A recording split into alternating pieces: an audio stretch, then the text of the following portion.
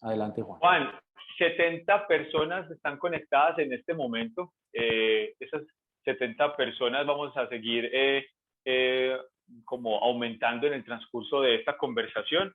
70 almas que están conectadas desde cualquier parte de Colombia. Nos están escuchando desde muchos lugares de Colombia en esta organización tan querida en el país que es el SENA. Hay una encuesta, Juan, que nos gusta mencionar mucho y es que el SENA es la institución más querida por todos los colombianos. Todos tenemos una historia cercana con el SENA, ¿no? Como que de alguna forma sabemos de alguien o incluso de una forma directa cómo el SENA ha impactado en la vida de los colombianos, en la vida de personas cercanas y cómo como esa formación para el trabajo ha generado un impacto en alguna persona cercana nuestra, que un poco también va de eso lo que acabamos de conversar, como muchas veces no advertimos que ese salón de clase o ese taller donde hay un instructor que le cambia la vida a alguien y a lo mejor no es muy consciente de ese impacto que puede generar en esa persona. Y en el marco de este proyecto de renovación cultural, pues queremos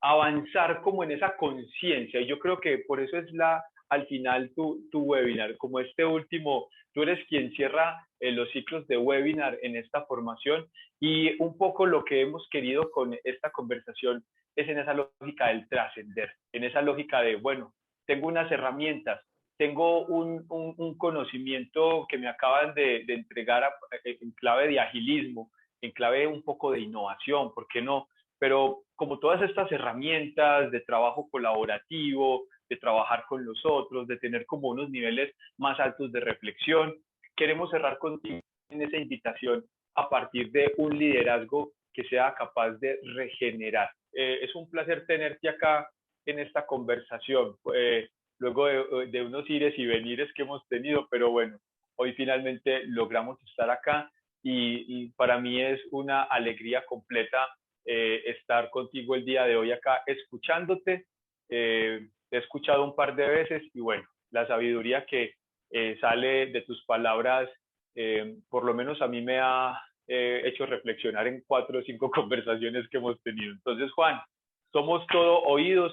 Gracias por destacar tiempo para pasar con nosotros y de alguna forma llevarnos a un nivel más alto de reflexión. Muchas gracias. Y a esas 78 personas que están conectadas en cualquier parte del país, bienvenidos.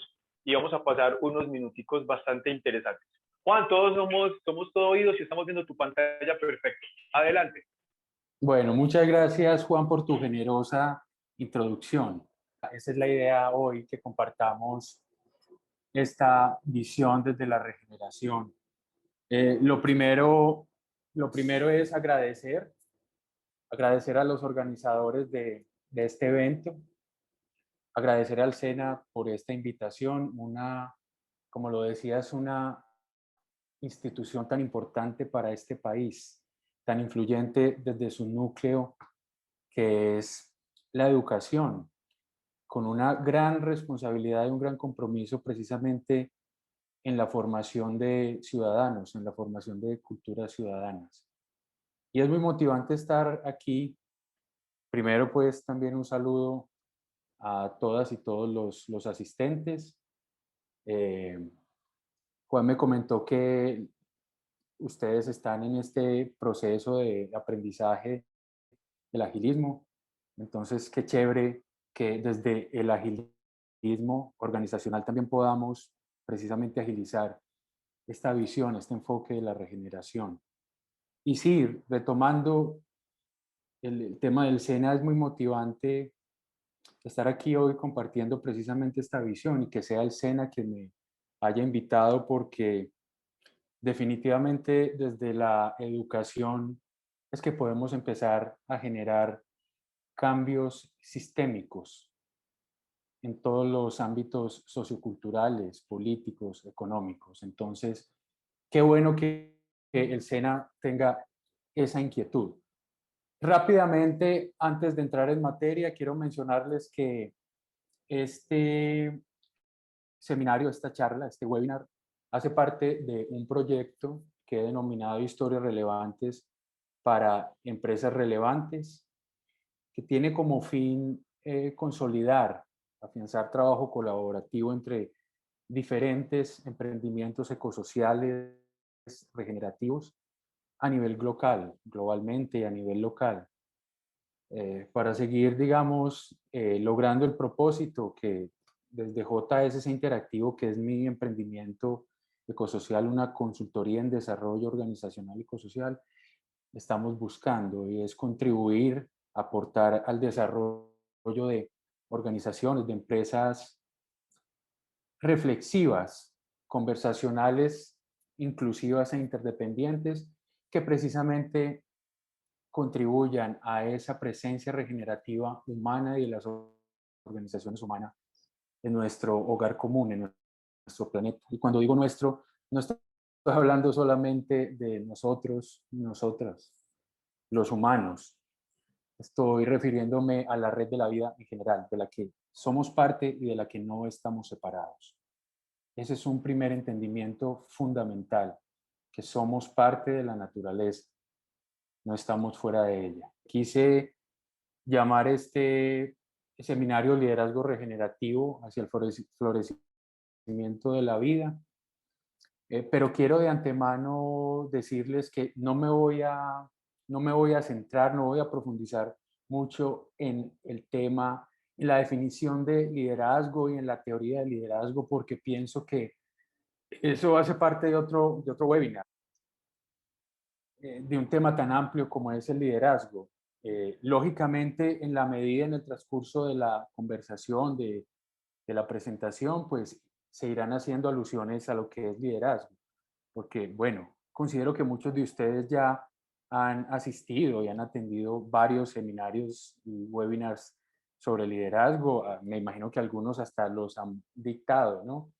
Y si hablamos de webinars de liderazgo, pues yo creo que un gran porcentaje de los webinars que hay online son pues sobre este tema tan amplio y con tantas vertientes. Sí quiero hacer énfasis entonces en el tema, en el aspecto regenerativo, porque sé que muchos de ustedes están aquí hoy precisamente con esa inquietud, que es esto de la regeneración, porque como saben es un concepto, que ha tomado mucha, que ha venido tomando mucha fuerza en diferentes ámbitos de acción humana, en diferentes campos. Entonces, hablamos de la agricultura regenerativa, hablamos de organizaciones regenerativas, hablamos de diseño regenerativo, eh, hasta de capitalismo regenerativo, entre muchos otros. Entonces, y, y precisamente estamos hablando del desarrollo regenerativo como una, digamos, como una transición de lo que habíamos concebido como desarrollo sostenible, ¿cierto? Y aquí es donde quiero rápidamente exponer a grandes rasgos los puntos en los que quiero entrar.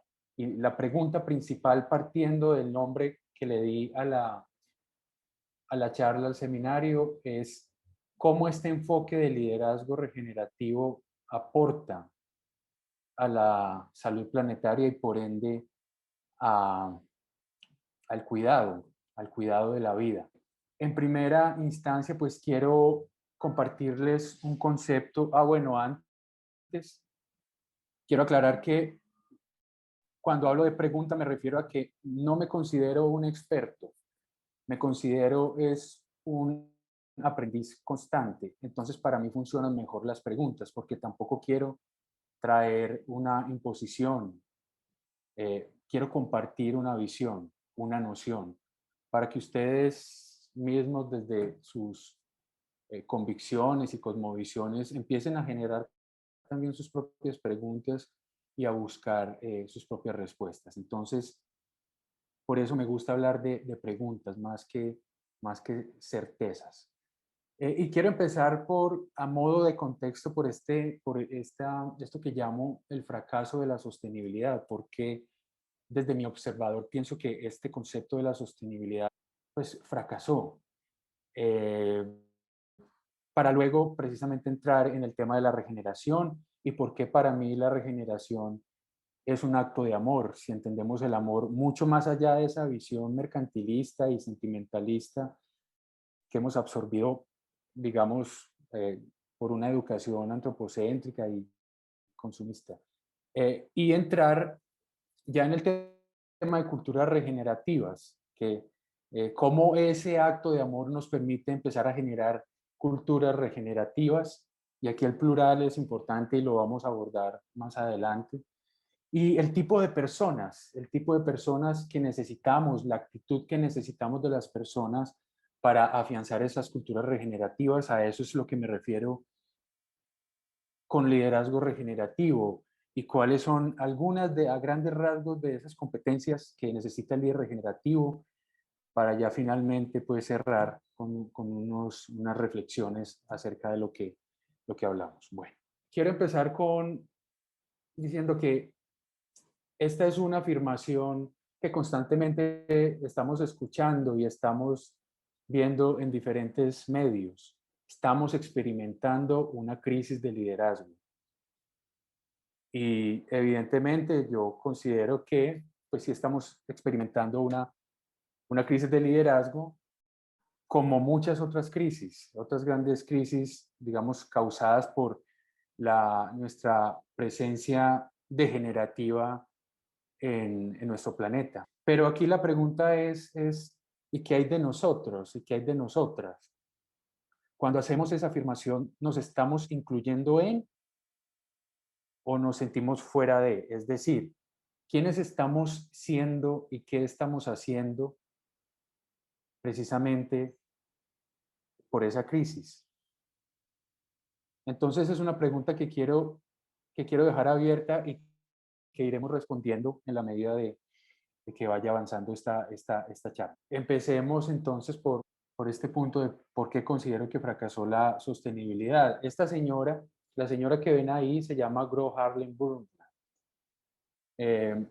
Y digo se llama porque todavía vive y tiene más de 80 años. Ella fue primera ministra de Noruega y por allá hace 34 años, en 1987, lideró una comisión de varios países que presentaron en la ONU un informe que denominaron Nuestro Futuro Común, mejor conocido pues como el informe Brundtland, donde básicamente lo que se hacían unas advertencias del impacto negativo que nuestras acciones humanas, sobre todo una economía lineal y extractiva, ¿cierto? Estaba causándole al hogar común. Entonces, lo que propuso ese informe es, venga, eh, ¿por qué no tratamos de afianzar un desarrollo económico, un desarrollo social en armonía con el medio ambiente, ¿cierto? Entonces, ahí es donde nace este concepto pues, del desarrollo sostenible. Y ahí entonces, después en 1992, estuvo la Cumbre de la Tierra en Río de Janeiro, donde se definieron, digamos, unos planes de acción, un programa que se llamó el Programa 21, y de ahí al 2000 a los objetivos del milenio, y de ahí más recientemente al 2015 los objetivos de desarrollo sostenible. Entonces, digamos que muchas conferencias, muchas reuniones, mucho lobby, pero acciones convencidas, digamos que nos faltaron. Quiero ubicarme en la realidad actual, 34 años después. Hace poco, me refiero hace menos de 2 meses, se emitió este informe, el sexto informe del panel intergubernamental sobre el cambio climático. Rápidamente los pongo en contexto para los que no sepan al respecto. El panel intergubernamental es un organismo científico de las Naciones Unidas encargado de hacer un mapeo constante de los efectos del cambio climático. Como es un panel científico, pues está compuesto por académicos y científicos que constantemente hacen este rastreo. Ellos lo que hacen es analizar, digamos, información, bibliografía reciente, científica, técnica, sociocultural y socioeconómica sobre lo que está aconteciendo con el cambio climático. Y con base en eso, organizan información y presentan estos informes. Y es intergubernamental porque pues, pueden conformarlo los diferentes países que hacen parte de las Naciones Unidas. En este momento lo conforman más de 195 países, incluida Colombia. Los resultados de este sexto informe son, como se esperaba, pues son para nada alentadores.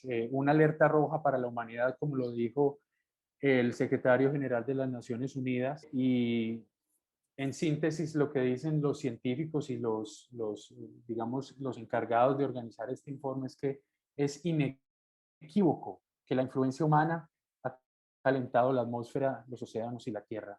Ya no hay excusa para esos negacionistas, definitivamente. Estamos afectando nuestro hogar común y eso lo venimos haciendo desde hace tiempos. En mi opinión, volviendo 34 años atrás, en mi opinión, si ese camino de desarrollo sostenible hubiera estado acompañado de una convicción, de una decisión de transgredir cultural y creativamente el sistema actual de una manera corresponsable, de una manera sistémica, creo que hoy, pienso que hoy estaríamos contando otra historia. Antes de seguir, démosle un espacio en esta charla a la literatura. Tal vez muchos de ustedes en este tiempo de pandemia, de aislamiento, pues buscaron literatura respectiva a, a otras pandemias que hemos vivido. Pues yo lo hice y encontré este maravilloso libro de La peste de Albert Camus. Em, y bueno, quiero compartir este segmento porque me parece muy pertinente para esta conversación y para lo que estoy planteando. Se los quiero leer. Entonces él dice que ha habido en el mundo tantas pestes como guerras y sin embargo pestes y guerras cogen a las gentes siempre desprevenidas.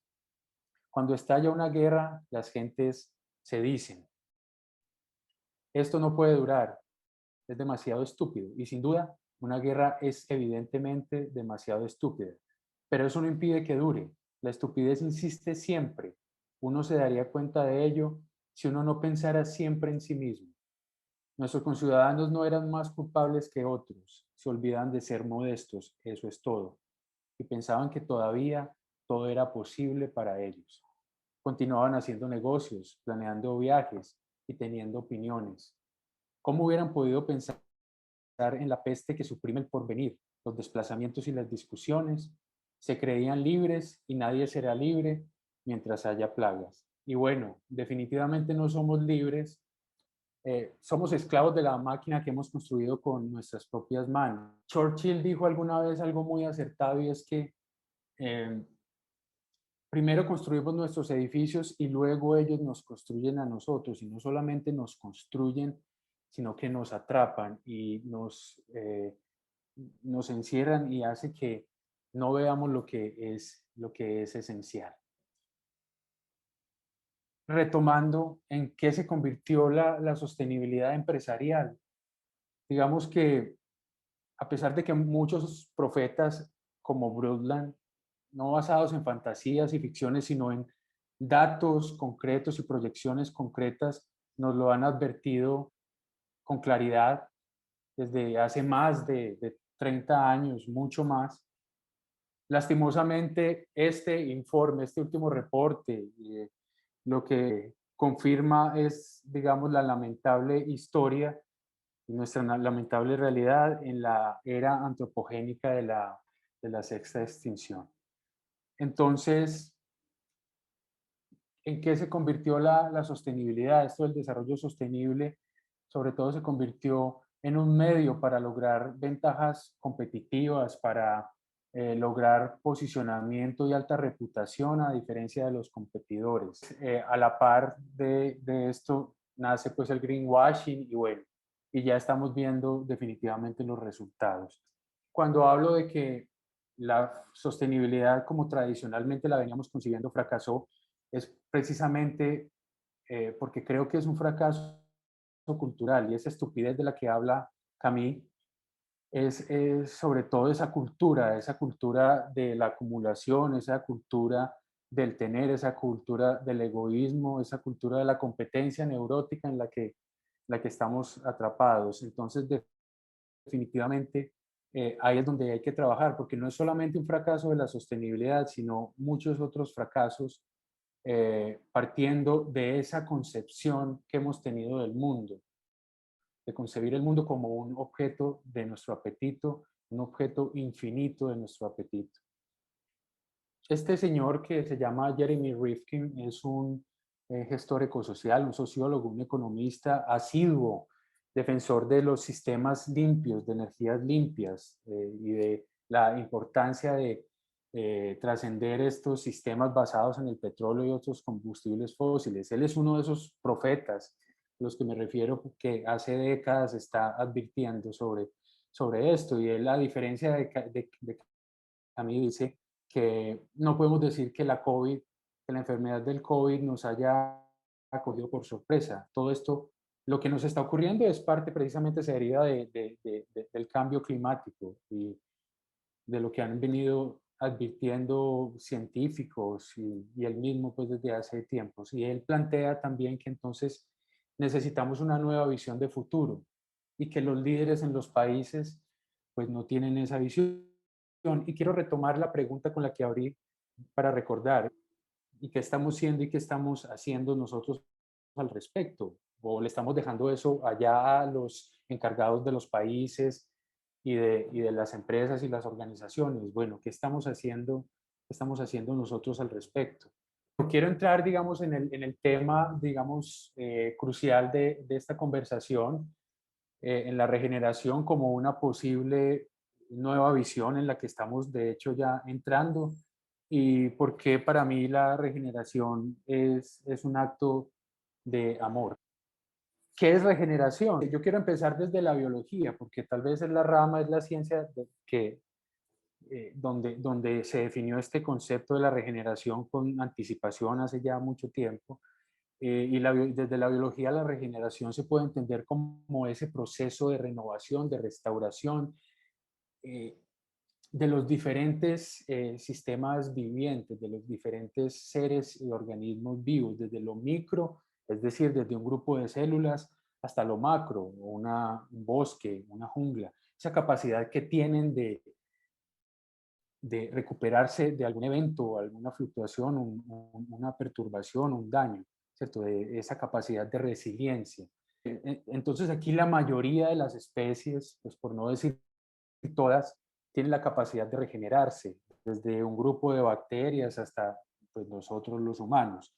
Y aquí es importante decir que entonces nuestra actitud degenerativa, dañina, y extractiva, más que con un comportamiento, más que con un tema biológico, perdón, tiene que ver con la cultura.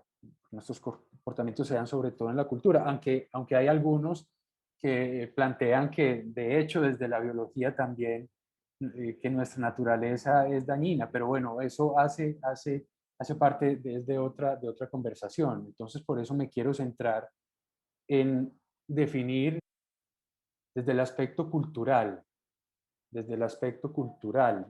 Y para definir primero qué es cultura, me gusta mucho una palabra que le aprendí a una maestra psicóloga organizacional que se llama Maureen O'Hara, y esa palabra es psicósfera. Y me gusta no porque sea una bonita analogía de ecósfera y biosfera, sino porque en realidad considero que la psicósfera hace parte precisamente de nuestras esferas de la vida.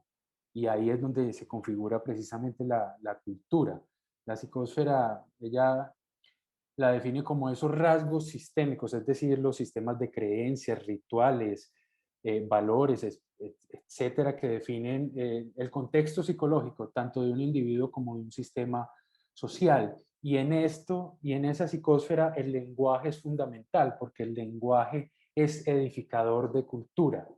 Es uno de esos castillos, precisamente, o de esos edificios que nosotros creamos y que después nos crean a nosotros, el lenguaje. Además, porque abordar la regeneración desde el lenguaje es fundamental, porque porque regeneración primero que todo es una palabra, es un término, ¿cierto? Entonces, abordar la regeneración desde ahí, pues pienso yo, primero nos permite o evita que este término entre a engrosar esa lista, digamos, de patrones disfuncionales de pensamiento y de lenguaje o memes que se incorporan en el argot cotidiano de las empresas y que se van distorsionando y que vamos utilizando ese lenguaje, pero no sabemos realmente qué es. Entonces, es fundamental para no distorsionar este concepto de la regeneración, entenderlo desde la cultura, desde el lenguaje. Y entonces, la regeneración está compuesta por un prefijo que es re, que significa volver a, devolvernos a, y generación, generar, viene del latín generar y generatio, que significa engendrar, concebir, producir, dar a luz. Desde, desde el enfoque cultural, la interpretación que le doy a la regeneración es volver a traer a la luz, volver a enfocarnos, volver a concebir lo que realmente importa. Y para mí, en mi opinión, lo que más importa, lo que es más relevante por encima de cualquier anhelo, de cualquier intención, de cualquier propósito, de cualquier programa, estrategia de un individuo, de una empresa, es la vida, honrar la vida y cuidar la salud planetaria. Y cuando hablo de que la regeneración es un acto de amor, es porque me gusta esta definición que nos da Fromm en un maravilloso libro que les recomiendo profundamente, y es El arte de amar. Él define en síntesis eh, el amor como la preocupación activa por la vida y el crecimiento de lo que amamos. Entonces, eh, para mí, la regeneración es un acto de amor porque si entendemos el amor precisamente más allá de ese concepto de mercantilista, de posesión y sentimentalista, lo entendemos como ese principal poder eh, que nos permite florecer la vida. Ahí, entender eso, entender el amor de esa forma, nos permite entender a su vez que la regeneración es un acto de amor. Y Martin Luther King lo definió muy bien. Él siempre fue un estudioso de Fromm. Eric Fromm para mí es uno de los pensadores sistémicos, de los pensadores regenerativos más influyentes del siglo pasado. Él, de hecho, regeneró, digamos, toda la teoría del psicoanálisis del siglo pasado. Y Martin Luther King, reitero, fue un estudioso de Fromm. Y entonces me gusta mucho esta definición de Luther King sobre el amor. El poder sin amor es imprudente y abusivo. El amor sin poder es sentimental y anémico. El poder en su mejor expresión es el amor que implica la petición de justicia. Y la justicia en su mejor expresión es el poder que corrige todo lo que pone obstáculos al amor. Es, esta es una gran visión para entender a lo que pues, me estoy refiriendo cuando hablo de amor. ¿Ok? Bueno, entonces, ¿cómo ese acto de amor nos permite empezar a afianzar culturas regenerativas? No sé, me imagino que algunos conocen o los que no conocen, él es Daniel Christian Wald, es uno de, digamos, de las personas más influyentes de este criterio de la regeneración y de las culturas regenerativas.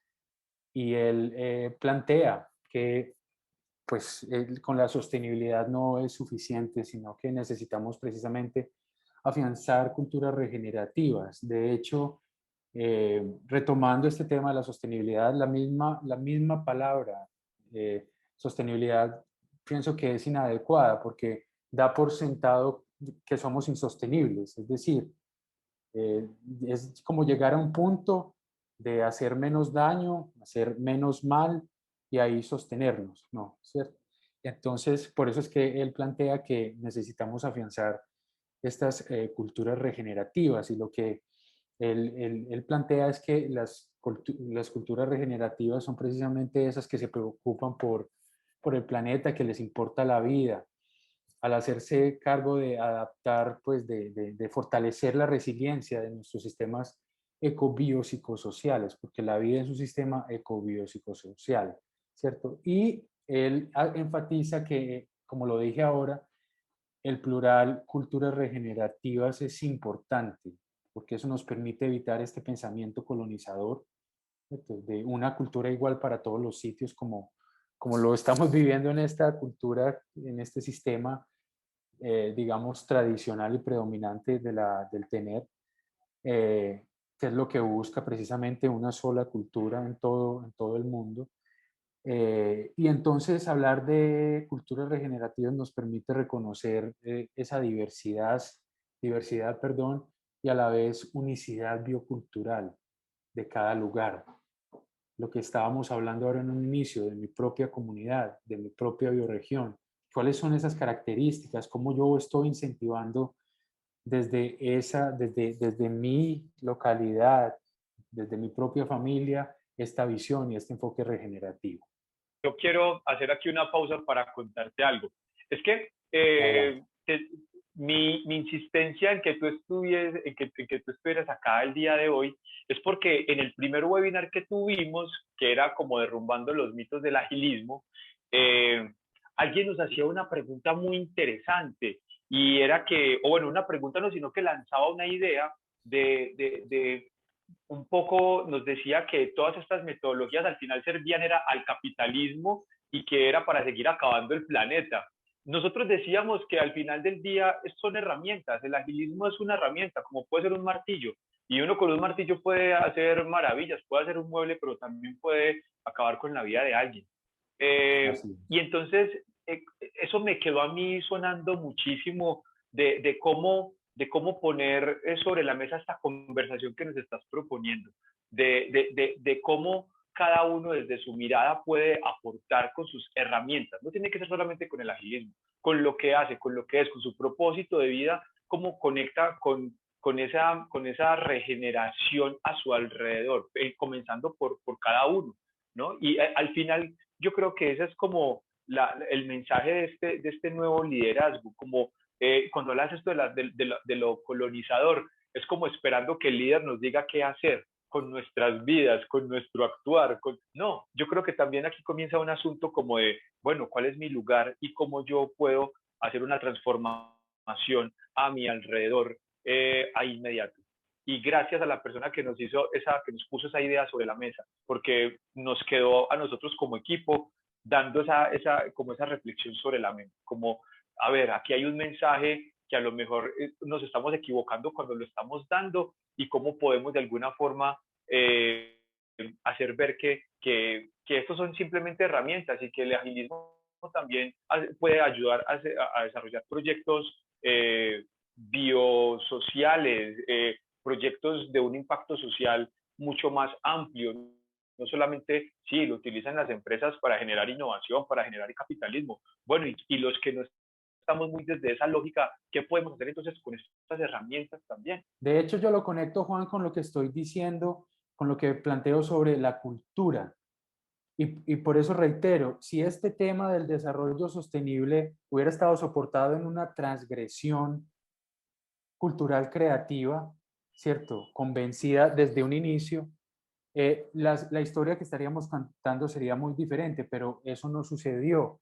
Entonces, todo este desarrollo sostenible se dio en esa cultura que estamos padeciendo. Entonces, por eso cuando él dice que esto confluye en lo mismo de siempre, yo quiero reforzar esa idea que es, si no cambiamos cultura, si no transgredimos creativamente la cultura, es muy difícil que podamos definitivamente trascender.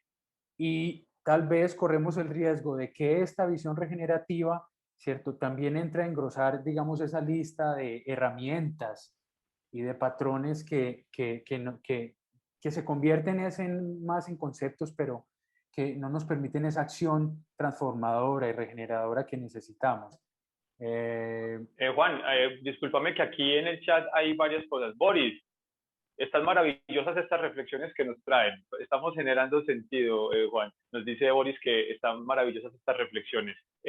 Judith nos dice, sí, Juan, y siempre decimos que la culpa es de los gobiernos y no reflexionamos de nuestras responsabilidades. Buenos días, está muy bien hablar que el liderazgo es un acto de amor, porque podría medirse con el grado de confianza.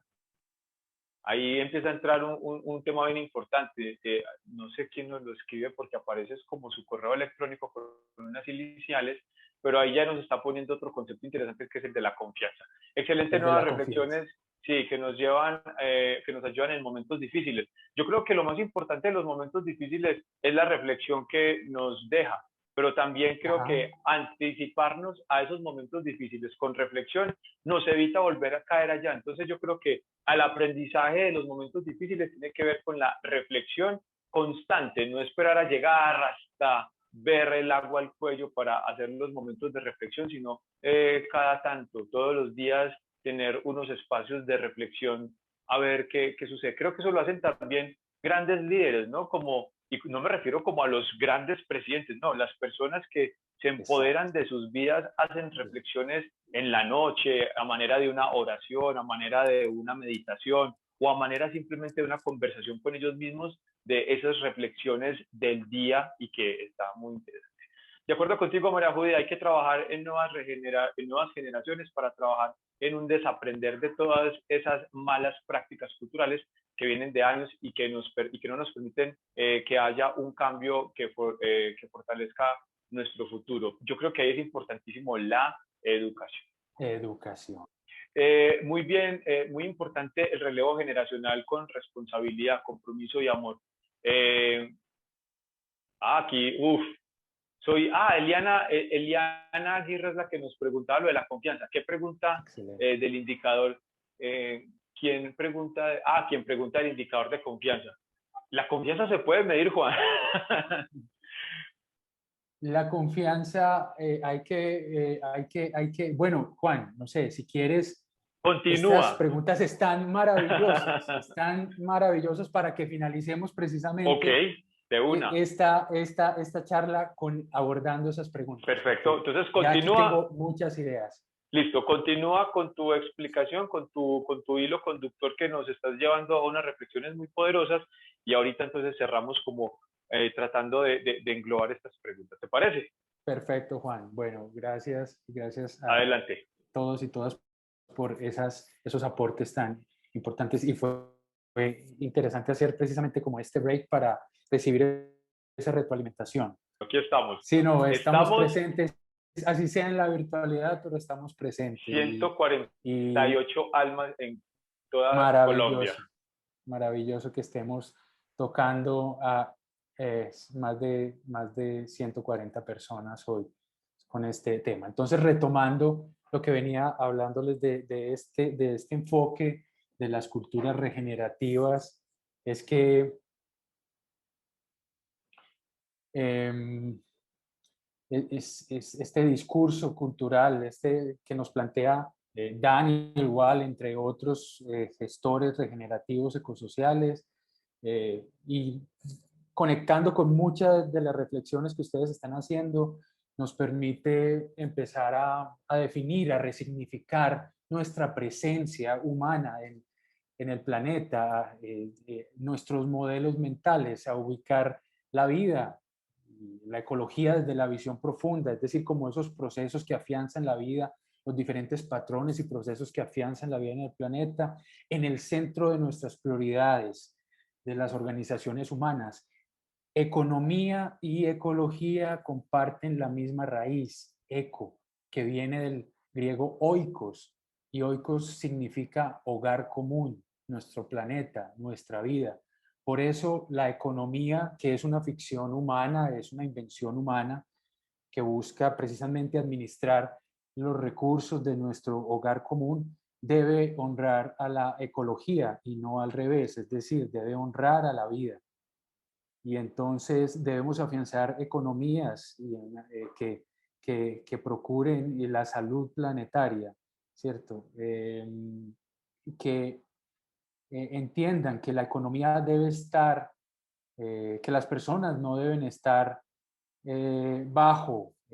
Digamos que la economía es para las personas, no las personas para la economía. Entonces, eso es importante. Acciones corresponsables hacia el cuidado de la salud planetaria nos permiten estas culturas regenerativas. No seguir cuidando las enfermedades. Ojo, aquí es muy importante, es muy diferente hablar de cuidar la salud planetaria a cuidar una enfermedad. Y yo creo que este es una importante diferencia entre lo que hemos concebido como sostenibilidad y regeneración, porque la sostenibilidad lo que hace es que lleguemos a un punto y lo que hagamos es cuidar esas enfermedades. No, la regeneración nos permite es el cuidado de la vida y mirar, y desde la regeneración la sostenibilidad se entiende como sostener un proceso continuo de crecimiento y desarrollo hacia la salud planetaria, ¿cierto? Hacia el cuidado de la vida. Y soy muy reiterativo con esto del cuidado de la salud planetaria y la vida porque es fundamental desde la regeneración. Eh, Nos permiten las culturas regenerativas trabajar en ventajas colaborativas interdependientes, no quedarnos en esta ventaja competitiva de la competencia neurótica y de la cultura del egoísmo. Eh, Reevaluar lo que hemos entendido precisamente cuando hablo de resignificar, cuando hablo de reevaluar, ahí estamos hablando de un sinónimo de regeneración. Resignificar es un sinónimo de regeneración. Entonces, ¿cómo desde la educación, porque sí, es fundamental, como lo dije, desde la educación podemos generar cambios sistémicos a nivel cultural, a nivel político, a nivel económico y empezar a entender estos qué es riqueza, qué es éxito, qué es prosperidad y qué es capitalismo desde esta nueva visión regenerativa, ¿cierto? Porque, como les digo, estos son términos y a los términos podemos resignificarlos. Pero ¿cómo entonces afianzar estas culturas regenerativas, ¿cierto? Hablemos aquí, empecemos a hablar. Quiero hablar un poco de innovación. Es importante hablar de innovación porque afianzar culturas regenerativas necesita un proceso innovador. Wall plantea tres tipos de innovación, así a grandes rasgos las voy a mencionar. Una primera aproximación a la innovación, que es una innovación sostenible, que lo que hace es básicamente sostener los procesos del viejo paradigma de empresa, ¿cierto? Entonces, es en la que muchas, digamos, organizaciones y sistemas humanos están atascados en ese concepto de innovación, es decir, la distorsión de lo que realmente es innovación. Podemos hablar de un segundo aspecto que es esa innovación disruptiva con la que es más familiar para nosotros, que es la que impulsa cambios, digamos, en la forma tradicional de hacer las cosas, de un servicio, de un programa, de un plan, de una iniciativa, de un modelo de negocio, tecnología. Aquí, estos conceptos de Alexander Osterwalder son fundamentales para entender lo que es innovación disruptiva. Pero ojo que aquí quiero hacer como un énfasis en el tema de agilismo, ¿cierto? Y es una invitación a ustedes, no sé si me refiero a ustedes como agilistas organizacionales, creo que sí. Eh, Aquí es importante, antes de ustedes iniciar algún proceso de agilización para una transformación, para una adaptación al cambio, que la pregunta fundamental sea si este proceso está aportando al cuidado de la vida, si está aportando al cuidado de la salud planetaria. Y de ahí en adelante se despliegan muchas otras preguntas e indicadores que nos pueden guiar en ese desarrollo de agilismo, ¿no? De adaptación. Entonces, ojo que esa pregunta es fundamental y además nos permite desempolvar un concepto por ahí que tenemos muy olvidado, que es el principio de precaución, que me imagino que muchas y muchos de ustedes, como también, digamos, como diseñadores y como agilistas, pues han abordado, que lo que dice básicamente este principio de precaución es que cualquier tecnología, diseño de proceso, sí implica, ni siquiera si se ha desarrollado, sino que podría implicar un riesgo para la salud, para la vida, ¿cierto? Es mejor evitarlo. Y bueno, hay muchos detractores de precisamente de este principio de precaución porque dice que cohíbe pues la creatividad y la innovación, etcétera, pero yo creo que es fundamental. es fundamental que cuando seamos innovadores, ese pensamiento innovador, creativos, siempre tengamos en el centro la vida, porque la principal innovación para mí es trabajar con los procesos de la vida, con la ecología. De ahí surgen las principales innovaciones definitivamente. Entonces, este tercer enfoque de la innovación transformacional es donde se enfatiza el tema de dónde podemos empezar a afianzar culturas regenerativas, porque ahí es donde se incentivan procesos de transformación cultural de un sistema humano en el corto, mediano y sobre todo para el largo plazo. Y ahí es donde podemos empezar a aplicar esos aceleradores, ¿cierto? Esas acciones desde el presente que nos permitan consolidar esa visión de futuro. Y esa visión de futuro es precisamente una presencia regenerativa humana y de las organizaciones humanas. Entonces quiero compartir, en este libro que les menciono, igual se lo recomiendo mucho, el libro de Diseñando Culturas Regenerativas, porque ustedes pueden encontrar ahí diferentes enfoques, diferentes medios, diferentes metodologías que desde los diferentes aspectos eco, bio, psicosociales podemos aplicar para empezar a afianzar estas culturas. Entonces los invito profundamente a que exploren este libro, que para mí más que un libro, yo lo llamo un manual para no perder el norte de lo que es la regeneración y cómo aplicarla. Entonces los invito. Pero sí quiero compartir esta metodología que se llama los tres horizontes, porque como gestor ecosocial la he empezado a aplicar también, digamos, en mi bioregión, en la región que habito. Yo vivo en una vereda en el norte de Antioquia, en el municipio de San Pedro, en una vereda que se llama El Rano. Y allá estamos empezando un proceso precisamente estoy y con mi pareja incentivando un proceso de regeneración, empezando pues por la recuperación de suelos, entre otros. Pero bueno, vuelvo aquí. Estos tres horizontes lo que nos permiten es una planeación por escenarios, partiendo, digamos, de esas tres innovaciones que les menciono, que la primera pues hablo de innovación como en sentido figurado, eh, y cómo ese primer horizonte es eh, esa, ese lugar donde vamos a seguir perpetuando la desconexión y el status quo.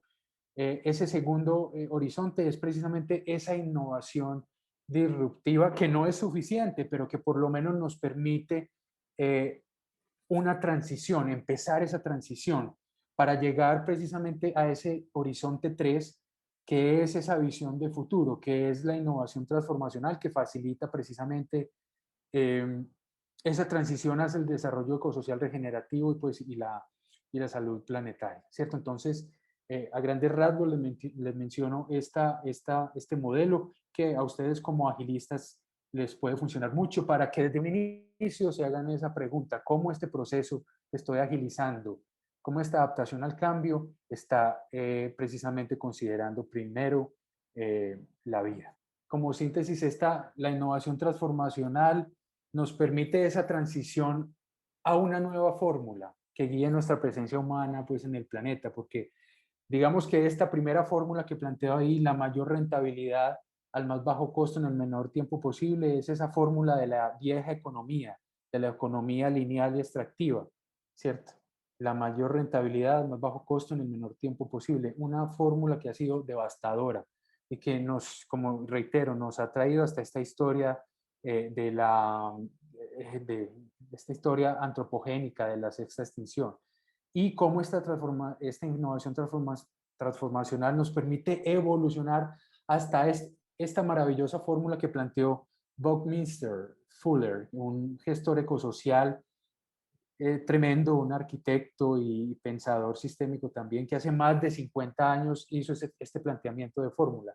Hacer que el mundo en el menor tiempo posible funcione para el 100% de la humanidad a través de la cooperación espontánea, sin agredir a la ecología y sin sacar provecho o extraer de los otros. Y yo diría que más que para el 100% de la humanidad, que funcione para el 100% de la comunidad de la vida, de la red de la vida, de la biosfera de la que hacemos parte, ¿ok? ¿No? Entonces, la relevancia del liderazgo regenerativo. Para afianzar esas culturas regenerativas necesitamos personas que sean capaces de llevar esa visión, de convertirla en realidad, ¿no? Y quiero retomar, y ya lo hablamos, ¿cierto? Sobre este paradigma, quiero retomar esa pregunta inicial y hablar un poco sobre este paradigma del liderazgo. Juan lo mencionaba ahora y varios lo mencionaban, que dejamos como como eso en manos de las cabezas, por allá el poder y la información y la capacidad de acción eh, se sienta arriba y no tiene que ver con nosotros, ¿cierto? Está por allá en la cumbre. Y hay que tener en cuenta que en la mayoría de las organizaciones, las cabezas, digamos, son más protectores y administradores del negocio que otra cosa, ¿cierto?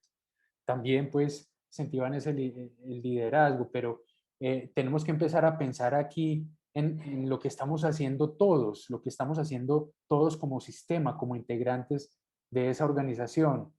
Y yo creo que aquí es importante hacer énfasis, por ejemplo, que nuestro sistema, el tejido de nuestro sistema empresarial colombiano, en su mayoría, digamos más de un 90%, creo que de hecho, para ser específico, en un 98, 99%, está conformado por MIPIMES, es decir, por micro, pequeñas, medianas empresas.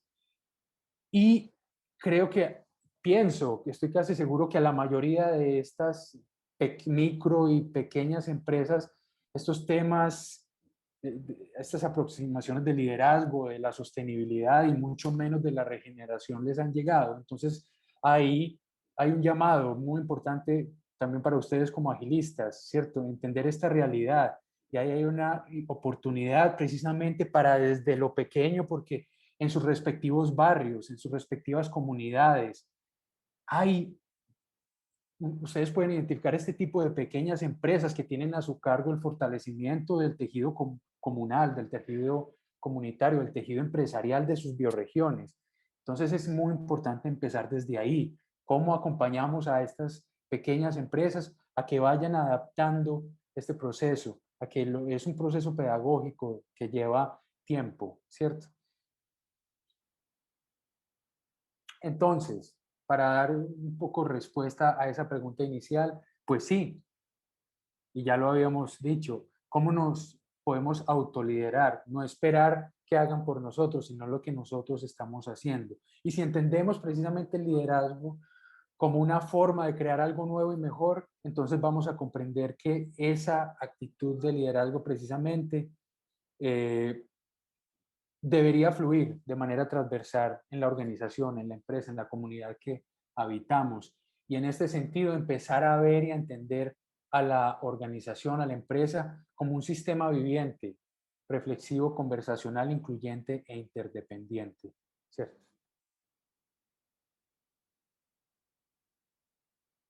Aquí hablamos entonces que el liderazgo regenerativo, pues es un liderazgo cultural. Y aquí quiero hacer una diferencia, porque eso, lo que reconocemos como liderazgo político y liderazgo administrativo, son sobre todo aspectos técnicos. Y esas cabezas en las empresas, esos, digamos que están a cargo, al frente, como jefes, como directores, también ejercen un liderazgo importante, pero también tienen unas funciones técnicas que son crear esas reglas que definen una organización, que definen un país y administrarlas y reforzar precisamente esas reglas. Pero el liderazgo cultural es sistémico y adaptativo, o sea, busca de manera creativa formas de cambiar precisamente, formas de transgredir creativamente esas reglas que limitan el surgimiento de la creatividad cultural. Y aquí es fundamental.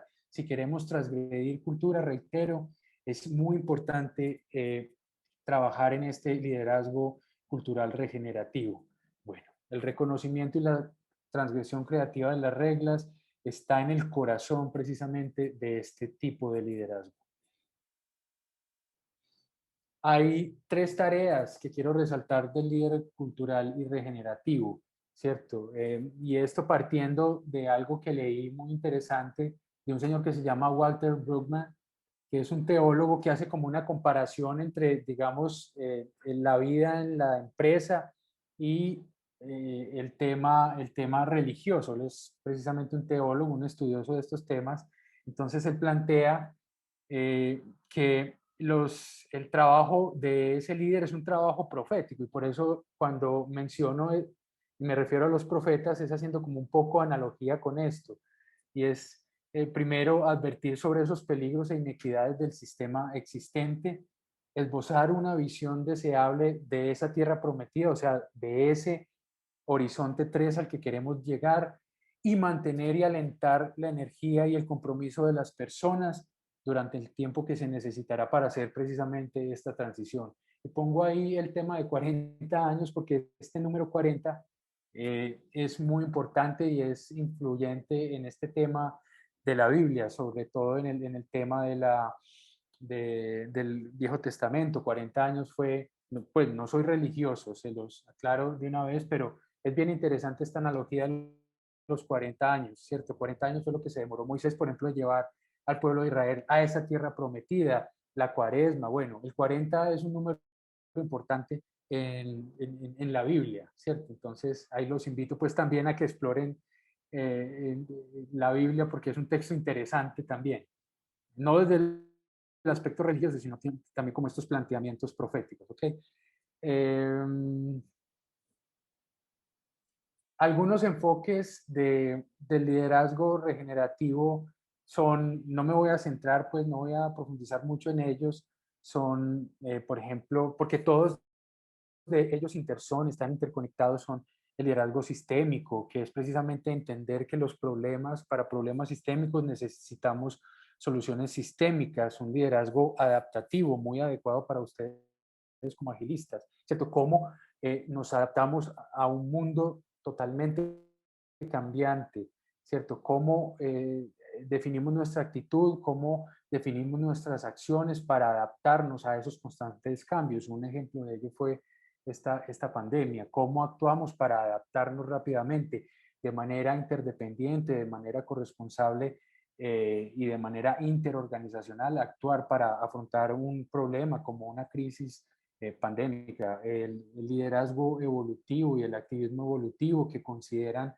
que la vida precisamente es un proceso evolutivo. Entonces, ¿cómo, si entendemos la vida como evolución, cómo definimos acciones para afrontar esa complejidad de la vida que nos trae la vida? Y un liderazgo participativo que lo que hace es incentivar esa sabiduría e inteligencia colectivas, cómo a través de la conversación, de la escucha y de la observación activas podemos afianzar procesos de liderazgo y de regeneración y de transformación cultural.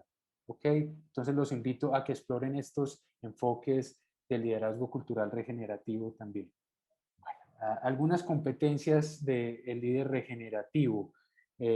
Bueno, primero es entender qué es competencia. Me gusta mucho esta definición, que es la capacidad precisamente de lidiar con altos niveles de complejidad e incertidumbre que implica la vida. Y me gusta mucho esta metodología que propuso por allá un político francés que se llama Jacques Delors y que lo propuso ante la UNESCO, que en un informe que llamó La educación encierra un tesoro y habló de la proyección de la educación para el siglo XXI.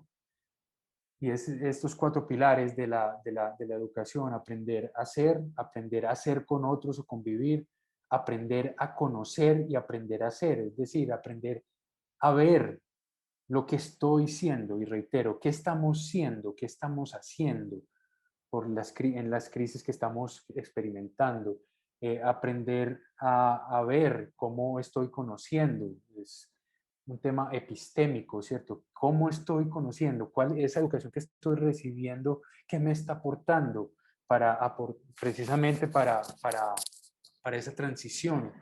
¿Qué es lo que estoy haciendo? ¿Cierto? Y cómo estoy conviviendo con otros, cómo estoy definiendo mi cultura, cómo estoy entendiendo la cultura. Eso define tres ecoalfabetizaciones entonces, que es una ecoalfabetización psicológica precisamente, y cuando hablo de ecoalfabetización no me estoy refiriendo simplemente a un tema de educación ambiental, sino precisamente a un tema de entender la vida como el centro de nuestras prioridades y en este sentido ubicar nuestras psicósferas, nuestros procesos culturales y epistémicos, es decir, de conocimientos, desde ahí, desde ese centro, y empezar ahí a desarrollar revolucionar la educación desde esos tres aspectos, ¿no? Y quiero centrarme en una competencia que he llamado la trilogía de la integridad, porque es nativa de JSC Interactivo, de mi emprendimiento, y la llamo la trilogía de la integridad porque para mí la integridad es un valor sistémico superior. En él se entrelazan la transparencia, la confianza, el amor, el respeto, entre otros valores que lo que hacen es generar salud, tanto a un individuo como a un sistema social. Esta coherencia, y lo hablamos ahora, entre ser, hacer y decir, permite confianza. Y la confianza, pues lógicamente nos permite salud física, salud espiritual, en todos los sentidos. Por eso yo hablo de la trilogía de la integridad como un enfoque salutogénico, es decir, generador de salud. Entremos entonces rápidamente a la conclusión, hacia el florecimiento de la vida. Eh, me gusta mucho lo que nos dice Harari, ¿cierto? De cómo admitir ignorancia nos permite evolución. Él habla que en las culturas antiguas, pues, es cierto, todo dependía de las deidades, de los dioses, todo se lo dejábamos a ellos, eh, que ellos nos iban a curar, que ellos iban a evitar las guerras, las pandemias, bueno, todo esto. Y llegó, después de mucho tiempo, nos dimos cuenta que nosotros como humanos podíamos solucionar muchas cosas. Pero aquí el problema es que entonces nos empezamos a centrar y con la revolución científica empezamos a centrarnos en nosotros como lo principal, como el hombre, y nos olvidamos de la naturaleza de la que éramos parte, ¿cierto? De ese interser con la naturaleza que somos. Entonces empezamos a desarrollar una relación hostil con la naturaleza. Es importante entonces ahora volver a admitir ignorancia para entender que somos precisamente parte de un todo, que somos parte de esa naturaleza. Y eso nos lo permite pues el enfoque regenerativo también. Este es un profesor, Arturo, no sé si, pues imagino que algunos lo conocen, yo creo que muchos no, profesor colombiano, Arturo Escobar, un antropólogo, un gestor ecosocial también muy importante, diseñador regenerativo, y él habla de un concepto muy bonito que es cómo sentipensar con la tierra. Y sentipensar implica pensar desde el corazón y la mente, o co-razonar, haciendo pues la analogía con el corazón, muy interesante. Entonces necesitamos líderes capaces, que sean capaces de sentipensar el mundo desde nuevas narrativas y nuevas formas de transición. ¿Sí?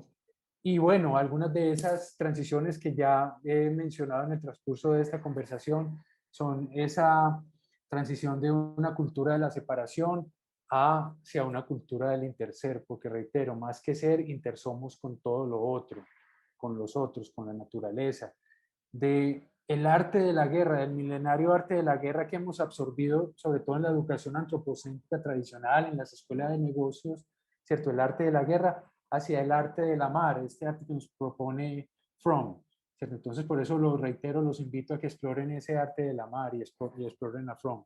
De la ventaja competitiva a la ventaja colaborativa, del bienestar, un concepto, digamos, tan trillado y tan utilizado en nuestras organizaciones, bienestar, pero pensar más que en el bienestar, primero en el bien ser, que es la ética empresarial para el buen vivir, ¿cierto? Y este buen vivir tiene que ver mucho con un concepto también muy hermoso del summa casual de las culturas ancestrales aborígenes, de precisamente cómo vivir en armonía con toda la naturaleza. Y bueno, finalmente, cómo podemos trascender y cómo podemos transitar de objetivos de desarrollo sostenible, de esos ODS, a proponer propósitos de desarrollo regenerativo, ¿cierto? Con eso, pues quiero finalizar esta conversación y bueno, no, entrar en conversación en estos últimos minutos que nos quedan. Juan, qué maravilla esta conversación. Te cuento un par de historias rápidas. Hay un documental que se llama, arquitecto que mencionas, Buckminster Fuller, creo que es el nombre, Eh, hay un arquitecto, Fuller es ingeniero y también diseñador. Y entonces hay un gran arquitecto, yo soy arquitecto de formación, hay un gran arquitecto que se llama Norman Foster. Norman Foster Sí. se ha ganado pues como el premio Nobel, digámoslo así, en la arquitectura, que es sí es como el premio más importante de la arquitectura.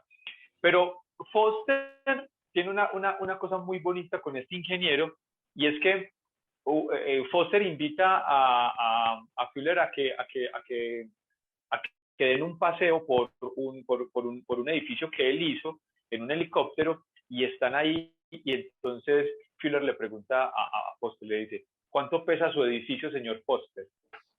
Y Foster dice que a partir de esa pregunta que le dice cuánto pesa su edificio, él comienza a entender que sus edificios son muy pesados, que sus edificios gastan muchísima energía, que sus edificios son bastante agresivos con el medio ambiente en la cantidad de material que se necesitan para hacer. Y esa pregunta de Fuller, que es bastante inteligente, lo comienza a él a poner en un mindset, en un pensamiento distinto de cómo a partir de esa pregunta comienza a diseñar edificios mucho más eficientes. De hecho, Foster es uno como de los exponentes de la arquitectura sostenible, verde y todo esto. Y el documental se llama así, ¿cuánto pesa su edificio, señor Foster? Y es como a Maravilloso. partir de esa pregunta, él comienza a diseñar todos sus edificios de una manera distinta. Muy a propósito de lo que decías al principio de generar preguntas que nos movilicen a acciones más convenientes hacia la vida. Y me conecta mucho esto, cuando cada que iniciemos un proyecto, pensemos cuál es el propósito y cómo eso impactará de una forma conveniente el entorno en el que estamos. Eso me parece que es fantástico, Juan. Ahí yo creo que con esa última diapositiva, la anterior a esta, respondemos a la pregunta de Carmen, ¿no? Como la confianza, que es un poco la coherencia en esa triada que tú manejas del ser, esa, me parece fantástica. Aquí yo creo que le damos solución a esa pregunta de Carmen. Ser, hacer, decir en torno a la vida en una retroalimentación constante, porque finalmente la coherencia genera confianza. Cuando somos Así coherentes es. generamos confianza. Entonces, yo creo que si hay un indicador de confianza, tiene que ver con ese ser, ese hacer y ese decir qué tan coherentes somos para poder generar confianza. Me salta el corazón con esto que escribe Loren Pachón. Dice, muchachos, para los que quieran un grupo de agilismo para apoyarnos y seguir compartiendo. Loren, por favor, déjame tu correo electrónico, algún contacto, porque quiero ser parte de ello, y también desde acá cómo podemos aumentar, digamos, la energía en esta iniciativa que tienes, que me parece maravillosa.